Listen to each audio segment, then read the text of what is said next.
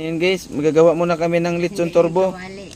Ito yung Turbo yung pang ano namin ngayon guys.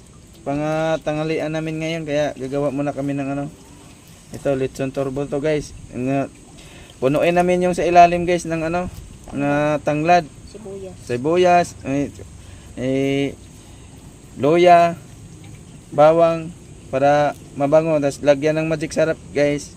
Tapos may kunting asin. Ayan. Tapos may bitsin pa guys. Yan, ganun lang ka ano guys. Try natin kung talagang masarap ba guys sa Andox itong ginawa namin ngayon ng lechon turbo guys.